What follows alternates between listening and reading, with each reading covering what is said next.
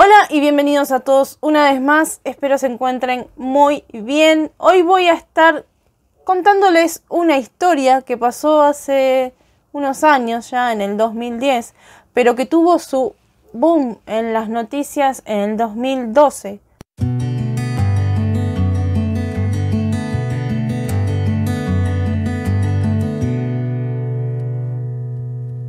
Los hechos ocurrieron en el 2010. En Pico Truncado, provincia de Santa Cruz, en la República Argentina.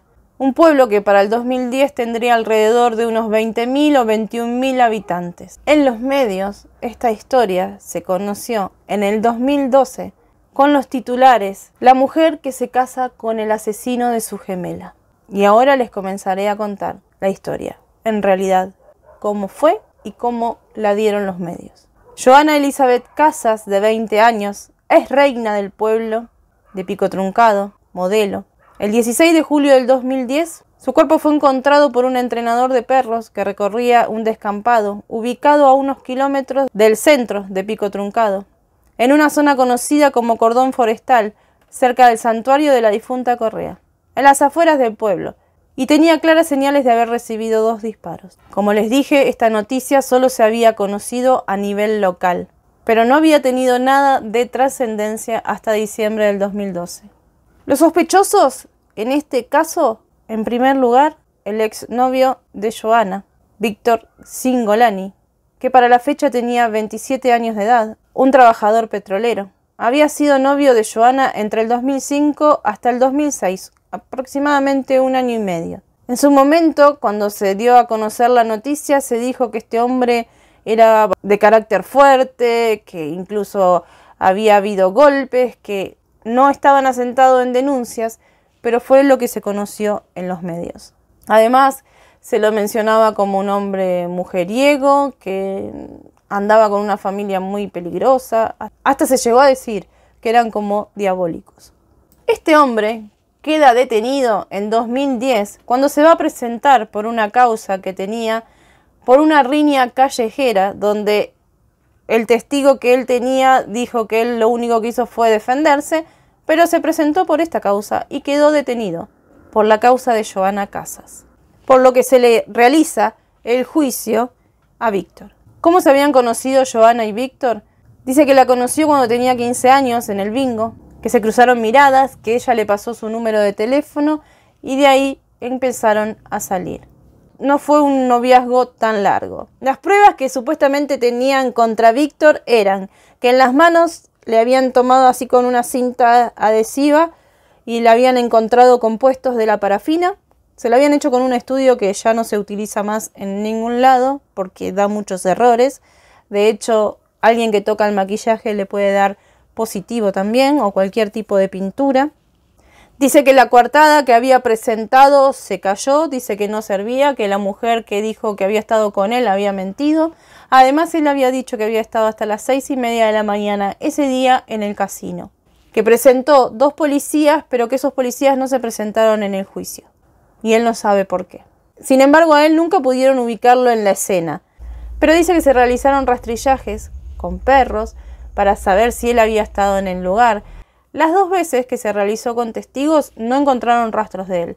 Y la única vez que se realizó supuestamente sin testigos, aparentemente habían encontrado los rastros de él y que él había estado a una distancia aproximada de 3 metros de donde la encontraron a ella. Aunque supuestamente los disparos habían sido a quemarropa. Y estas eran todas las pruebas que tenían en contra de Víctor, por lo que fue sentenciado a 13 años de prisión. Joana para el 2010 había iniciado una relación sentimental con Marcos Díaz, de 37 años de edad, al que llamaban o apodaban el Tosco.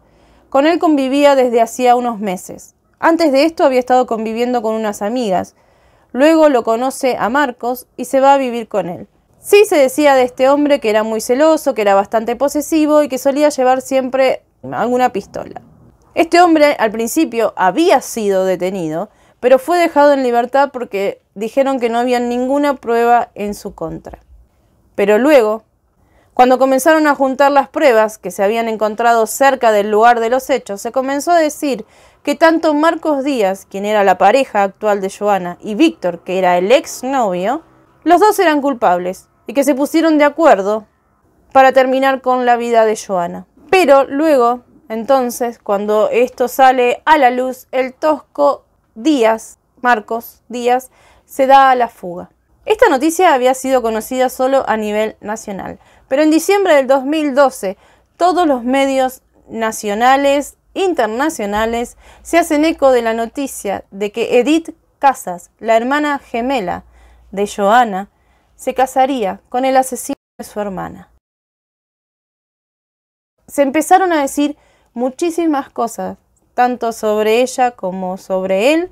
Esto estuvo muchísimo tiempo en los medios. Psicólogos hablaron de todo lo que podían hablar, de que era una relación patológica, de que ella en realidad quería reemplazar a su hermana, que ella no estaba bien de la cabeza. Muchísimas cosas que los medios largaron y dijeron sin siquiera averiguar mucho cómo era el trasfondo de la noticia, porque no estaban escuchando a los protagonistas, que sí hablaban. Y ahora les voy a contar una serie de datos que lo van a llevar a ver cómo era o cómo fue la realidad en este caso, que era realmente lo que pasaba y no lo que se comenzó a decir. Cuando Víctor estaba de novio con Joana, Edith estaba de novia con otro joven. Salían los cuatro juntos, se conocían, ellos, Edith y Víctor, eran cuñados, se llevaban muy bien entre los cuatro. Pero Edith y Víctor se llevaban bastante bien, o sea, congeniaban muchísimo. Cuando Joana terminó la relación con Víctor, un año después, ellos se siguieron mensajeando, Víctor y Edith, y se dieron cuenta de que les pasaban cosas o de que querían estar juntos. Edith le dijo a su hermana Joana, con la que era muy unida hasta ese momento, de que le estaba pasando algo con Víctor, con su exnovio. Y ella le dijo, ustedes son grandes, ya saben lo que hacen. Pero desde ese momento como que se comenzó a alejar un poco de ella. Luego, en 2008, un año después de haber estado juntos, Víctor se separa de Edith. Se veían de manera ocasional, porque él dijo que era muy mujeriego y que no quería lastimar a nadie. Por lo que ellos estuvieron mucho tiempo distanciados. Cuando fue en el 2010 la causa y el juicio por lo de Joana, Edith no estaba hablando con Víctor. Dejó de hablar porque su familia, según ella dijo, la presionaba y la obligaba a hacer cosas que ella no quería. La obligó a hacer una carta donde decía que había sido forzada por Víctor y que había sido llevada al mismo lugar donde había sido encontrado Joana. Para el 2012, Joana se va a vivir a la casa de Claudia, quien además se había convertido en su mejor amiga cuando ella estaba de novia con Víctor. Era la hermana de Víctor, era su mejor amiga. Se va a vivir a la casa de Víctor, con los padres de Víctor. Algo que la familia de las gemelas vio muy mal, algo que el pueblo vio totalmente mal. Dijeron que en esa casa la estaban obligando a hacer cosas, que la tenían como esclava, que la tenían como presa y obligada a estar ahí. Como ella es una persona muy reservada, parecía muy introvertida, muy callada, la gente lo que decía era que ella tenía un discurso armado y que lo defendía a este hombre porque la estaban obligando. Ella se fue porque se sintió abandonada por sus padres, como que la ignoraban y no les interesaba, que solamente les interesaba a Joana. No, yo no estoy presionada por nadie. Yo estaba presionada por mi familia y yo me cansé de eso. Por eso me fui de mi casa. Luego, para finales del 2012, ella va a visitar a Víctor, en ese momento con el que había tenido una relación hace unos meses, un tiempo atrás, y comienzan a tener una nueva relación. Se empiezan a enamorar. Él le había escrito un montón de cartas que Edith nunca había visto. Comienzan a ser novios y deciden casarse para diciembre. Su madre presenta quejas para que le hagan unas pericias psicológicas a su hija, por lo que en diciembre consigue que su hija no se case. Luego, ellos dijeron que le hicieron un test psicológico a Edith y que ella se encontraba completamente bien, que podía elegir con quién casarse y que de hecho Se casaron el 14 de febrero del 2013, para el Día de los Enamorados. Fuera de los medios, solo un canal pudo entrar en el momento en que se casaron. Le dijeron de todo por haberse vestido con un vestido rojo y corto. Le dijeron que estaba completamente loca y solamente fue la familia de él. De parte de ella no fue nadie. Cuando salieron del registro civil, a él lo recibieron con un montón de piedras y tuvieron que protegerlo la policía para poder llevárselo de nuevo a prisión. Porque recordemos que para ese momento él estaba preso, porque tenía que cumplir 13 años. Edith siempre sostuvo que Víctor era inocente. Dijo que ella le dijo a sus padres que él no tenía nada que ver, que le había hecho daño a su hermana era su pareja con la que estaba conviviendo Marcos el Tosco Díaz. Es más, dice que relató que él ya se cruzaba en la calle con él, que comenzaba a temblar y le decía al padre que tenía mucho miedo de este hombre. Y dice que el padre lo único que hacía era darle medicación, lo que su padre no le hacía caso, o sea que ella quería justicia por su hermana. También contó que el día que le sucedió esto a Joana, esa noche ella estaba comiendo pizza con unos amigos, se comenzó a sentir mal, sus amigos no sabían qué hacer con ella, la acostaron en un sillón para ver qué le pasaba. Justamente fue la hora en la que se dice que Joana perdió la vida. Dicen que los gemelos pueden llegar a sentir las mismas cosas y esto fue lo que ella comentó que le pasó. Como estarán escuchando, Edith no había comenzado su relación después de que Víctor estuvo detenido, sino que ya se conocían desde antes, sino que ya habían empezado una relación desde antes. Pero esto en los noticieros no lo decían. La madre decía que sí, que ya habían empezado desde antes y que ellos nunca vieron bien esta relación. Pero sin embargo, vendía más la otra noticia. Por eso todos dejaban pasar este detalle. Comenzaron a decir que él había estado de novio con las dos al mismo tiempo, cosa que no fue real, se comprobó que no, que es como les conté yo recién, no habían estado al mismo tiempo saliendo. Joana, la fallecida, ella era completamente distinta a Edith, era muy, como dijeron, muy revoltosa, muy animada, siempre sonriente, era como el orgullo para sus padres en el pueblo, ya que había sido la reina y además eran bonitas las dos. Entonces es como que la otra no encajaba mucho en la vida de su hermana, por lo que creían que estaba con Víctor por envidia a Joana, porque quería reemplazarla y ocupar su lugar. Envidiosa de reemplazar a su hermana, competitiva, de querer tener todo lo que ella tenía, que la envidiaba porque ella era más divertida, porque ella era reina de belleza, fue una de las pocas cosas que le dijeron. De escuchar de boca de una madre decir que su hija estaba loca, es muy triste, pero quizás entendible por el dolor que estaría sintiendo por la pérdida de una de sus hijas y porque la otra abandonó el hogar. Y todavía para este tiempo había que esperar que se le realizara el juicio a este hombre que había estado prófugo, que después fue capturado, mejor dicho, se entregó.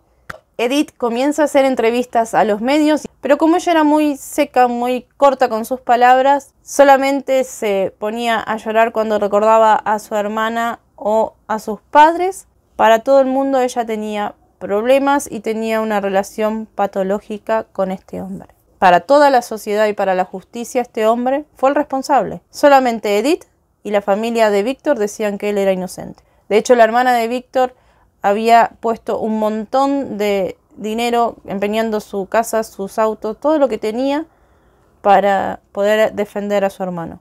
Luego del casamiento llegaba el juicio a Marcos el Tosco Díaz. En el juicio a este hombre, en principio había empezado como coautor, pero no pasó mucho tiempo para que haya sido considerado el único responsable de lo que le pasó a Joana esa noche, del 17 de febrero del 2010. Lo que tenían en contra de este sujeto era que habían encontrado en la escena una colilla de cigarrillo, que en primer momento la cotejaron con el ADN de Víctor, pensando que era de él. Y se dieron cuenta en ese momento que coincidía con la de Marcos. Pero no nos olvidemos que la justicia creía que ellos dos habían actuado juntos, a pesar de que Marcos y Víctor ni siquiera se conocían. Ni siquiera conocía Edith a Marcos. También se supo que Marcos ese día había estado con Joana y con unas amigas en su camioneta. Y que esas amigas fueron testigos de que ese día Marcos le habló muy mal a Joana que le dijo que no se hiciera la loca porque ya iba a ver lo que le pasaba, y que en el coche o en la camioneta tenía un disco de una cantante de cumbia y que ese disco apareció después en la escena donde encontraron a Johanna. Además, estas chicas contaron que Johanna les dijo que quería abandonarlo a este Marcos, que no quería estar más con él y que no sabía cómo decírselo porque le tenía miedo. Que además era muy posesivo, como les dije, que no la dejaba hacer absolutamente nada. Hasta ese momento este hombre no había dado ninguna declaración en ningún lado, ni siquiera se le conocía la cara. Pero este hombre aceptó que había dejado a Johanna en el descampado esa madrugada, pero que se había ido. La dejó ahí y se fue. Por lo que el mismo tribunal que condenó a Víctor, a él lo condenan a 12 años de prisión por el mismo delito que estaba condenado Víctor. Es decir, habían dos culpables por lo mismo, porque los dos eran los únicos responsables, o sea, no eran coautores, algo inédito. Y no habían actuado juntos, porque ni siquiera se conocían, porque el tribunal que juzgó a Marcos dijo que él fue el único que estuvo ahí con ella. Ni siquiera lo ubicaban a Víctor en la escena. Obviamente los abogados de Víctor apelaban a esto porque sabían, o ellos creían que él era inocente. Cuando apelaron para pedir la libertad, el mismo tribunal que condenó a Marcos se lo negó. Le negaron la libertad, que no se podía entender por qué. Mientras tanto, los padres de Edith decían que ambos eran culpables, a pesar de que la justicia ya lo había considerado solamente a Marcos el único responsable. Y ya se estaba viendo que lo que habían hecho con Víctor había sido algo armado. Algo para agarrar a alguien y ya. Pero a pesar de esto, el padre de Johanna seguía insistiendo y la madre también en la culpabilidad de Víctor, que para ellos fueron los dos. Pero el padre no se quedó solamente con eso, sino que dijo que también su hija había sido la autora intelectual de sacarle la vida a Johanita, como él le decía, de que era una envidiosa, le dijo, que quería ser como su hermana, pero que no iba a poder ser como su hermana porque su hermana era especial y única. Mientras tanto, cuando Marcelina se encontraba a Edith por la calle, se saludaban simplemente y decía que veía en los ojos de Edith a Johanna, que le era muy duro, pero que veía a su hija Johanita en los ojos de su hija Edith. Que permitió el noviazgo de su hija Johanna porque era muy chiquita y no quería que anduviera en la calle, pero dijo de haber visto cuando este hombre una vez rompió la ventana de un puño o de un puñetazo, pero que no quería pegarle a la ventana sino a ella. Y dijo que Edith le confesó que a ella también se lo había hecho, que tenía malos tratos con ambas. El padre de Edith, luego de que se casó y luego de que ya haya sido encarcelado este hombre por ser el autor, Marcos, del que él casi ni hablaba, no lo mencionaba, es como que tenía la idea fija con este hombre Víctor. El padre de Edith es un ex policía.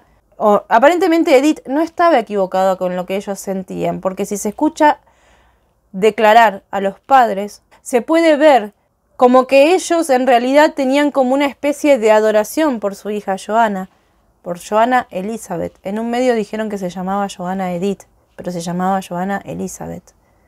En cambio, Edith tenía como segundo nombre Johanna. Y eran gemelas, es decir que ya desde nacimiento le pusieron algo como a su hermana. Y su padre mismo dijo que su hija Johanna era exitosa, era divina, que era el orgullo del pueblo, que los representaba. En cambio, Edith era de perfil bajo, que nunca quiso hacer nada en ningún desfile, que era muy vergonzosa, que tenía celos de su hermana, que la envidiaba, que además se casó con una corona de princesas y ella nunca fue princesa de nada. Esas fueron las palabras del padre con respecto a su hija Edith.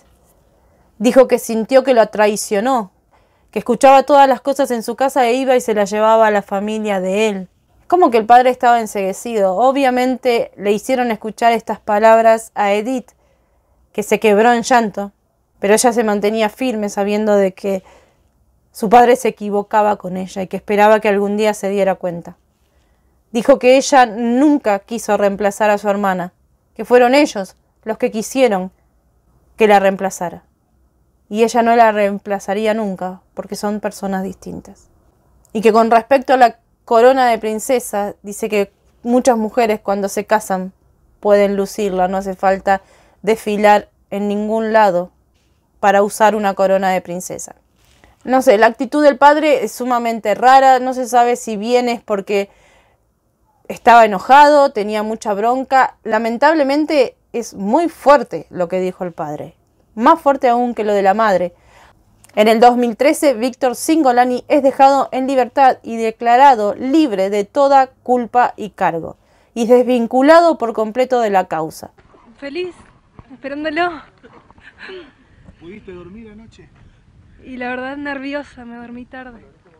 Aún hoy, en la actualidad, Víctor y Edith están juntos, sueñan con tener hijos, siguen enamorados. A Víctor le preguntaron si él sentía que estaba reemplazando a Johanna y él dijo que no, porque a Johanna la quiso, pero que amaba la personalidad de Edith. Como que Edith era mucho más tranquila, que se llevaba mejor con la personalidad que tenía ella, que no quería ser modelo, no quería hacer desfiles como los que quería hacer Johanna, y que de ella estaba enamorada, simplemente eso, que le gustaba más su personalidad. A Edith le preguntaron, habiendo tantos hombres en el mundo, justo va a buscar el novio de su hermana, pero no sé si esto es tan raro en sí, porque creo que hay familias donde han salido con los hermanos, no sé, realmente no sé si esto es tan raro, pero creo que suele pasar y que se ha visto también que en gemelos han compartido sentimientos por las mismas personas. Ha habido casos, no digo que esté bien, pero ha habido casos. Igual en Pico Truncado solamente habían 21.000 personas, no es que hay 20 millones o todo un mundo de hombres. Y además ellos nunca salieron de ese pueblo, es decir, el circuito es muy chico. Y si ella estaba en contacto continuamente con el exnovio, era muy probable que quizás le pasara algo. La cosa es que hoy ellos siguen juntos. Todas las cosas que se dijeron en este caso fueron terribles algunas. Y mientras duró, porque cuando él salió en libertad fue, te vas a encontrar con Víctor y ya está, porque ya no vendía esa noticia, ya no servía como nota, porque era inocente. No se estaba casando con el asesino de su hermana gemela. Se casaba con el ex de su hermana gemela. Luego, cuando habla Marcos Díaz, uno puede darse cuenta, les voy a tratar de dejar los enlaces acá abajo, puede darse cuenta de que este hombre no es un hombre que está bien y que... Mira, te voy a decir que no. Yo se la quería montar y la protegí hasta lo que pude. Que tiene todo como para pensar que él fue el responsable. Esperaba poder salir también porque él era inocente. Eso sí, siempre sostuvo que él era inocente. Pero había todo para comprobar que él fue. Con el pasar de los años, los padres de Edith, que tanto acusaban o que obviamente consideraban responsable a Víctor, pero está bien, creían en la justicia, por lo menos la madre. Es como que están bajando ahora un poco los decibeles con respecto a esto, e intentan tener un acercamiento con su hija, aunque no es total, sobre todo con el padre. De hecho, Marcelina, la madre, aunque no hablan mucho del tema, ya se dio cuenta de que Víctor es inocente, o está aceptándolo, pero obviamente buscó el acercamiento con su hija. Sinceramente, cuando se veían las entrevistas con Edith, se la veía muy enamorada de él. Realmente se la veía que lo amaba, se notaba que se le iluminaba la mirada cuando hablaba de él y lo defendió hasta lo último sabiendo su inocencia, porque quizás ella, como sintió lo que le pasó a la hermana, por eso cuando lo veía a Marcos se ponía tan nerviosa. Obviamente los medios ya no están interesados en esta noticia porque no vende, ya está todo aclarado. Lamentablemente se perdió una vida de una joven que tenía muchísimos sueños, quizás se castigó o se juzgó a otra. Bueno, y les quise traer este caso porque además de extraño, muestra cómo a veces para querer cerrar un caso se busca la forma de encontrar un culpable rápido. Y por suerte, muchas veces un tribunal encuentra al verdadero responsable y revierte las cosas. Y muchas veces también se puede ver cómo se puede llegar a dañar la vida de una persona, sobre todo cuando es un lugar tan chico. Porque es obvio que Víctor va a ser siempre mirado con otra cara, no sé si por el pueblo, porque es la gente que lo conoce, pero por el afuera siempre quedará la duda de si él tuvo algo que ver. Este es un caso que quería traerles porque me llamó mucho la atención. Como les dije, cuando está la manipulación de la información o la manipulación de las pruebas, cómo puede llevar a cambiar un montón las cosas. Y bueno, y el agregado de este amor que vieron muchos como prohibido o como inadecuado, que hasta el día de hoy siguen juntos y que han demostrado que no era solamente un capricho. Y como siempre les digo, cuídense mucho, cuiden a los suyos, disfruten de los valores familiares, vean cosas lindas que la vida está llena de ellas, sean felices y nosotros nos vemos en el siguiente video.